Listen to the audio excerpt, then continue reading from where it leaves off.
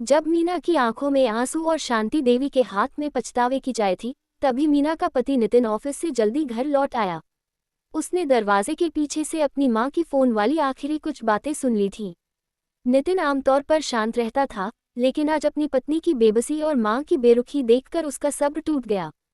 नितिन ने अपनी file bed पर पटकी और सीधा अपनी मां के सामने आकर खड़ा हो गया। अभी आप अपनी समधन को फोन पर क्या बता रही थी कि अंजलि को खाना बनाना नहीं आता, या यह कि वह सारा दिन मायके वालों से बात करती है?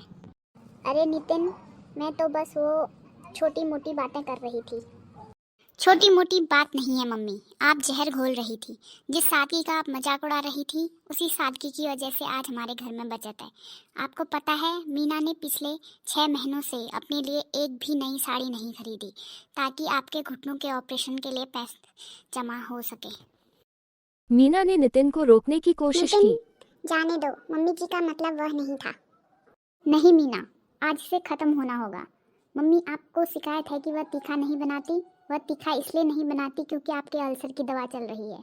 आपको शिकायत है कि वह गहने नहीं पहनती। उसने अपने गहने गिरवी रखे थे जब मेरी कंपनी 3 महीने तक सैलरी नहीं दे पाई थी। शांति देवी का चेहरा सफेद पड़ गया। उन्हें इन बातों का इल्म ही नहीं था, क्योंकि मीना ने कभी जिक्र नहीं किया था। मम्मी, आप दूसरों के सामने अपनी इमेज बनाने के लिए उस इंसान को गिरा रही हैं जो इस घर की असली नींव है। अगर कल को मीना ने हार मान ली और अपने मायके चली गई, तो क्या आपके ये सहेलियां और दिखावा आपको चाय पिलाने आएंगे? शांति देवी की आंखों से अब पछतावे के आंसू बहने एहसास लगे। हुआ कि मैं कितनी अंधी हो गई थी। मीना, तूने मेरे लिए इतना कुछ किया और मैं सिर्फ तेरी कमियां बटोरती रही। मुझे माफ़ कर दे बेटा। मैं समधन जी को दोबारा फ़ोन करूंगी, पर इस बार बुराई करने के लिए नहीं, बल्कि यह बताने के लिए उन्होंने अपनी बेटी नहीं, बल्कि इस घर की किस्मत मेरे पास भेजी है। नितिन ने मुस्कुराकर अपनी मां को गले लगा लिया और मीना ने झुककर उनके पैर छुए। परिवार में जब बेटा सही का साथ देता है, तो न केवल बहू को न्याय मिलता है, बल्कि सास को भी अपनी जिम्मेदारी का एहसास होता है।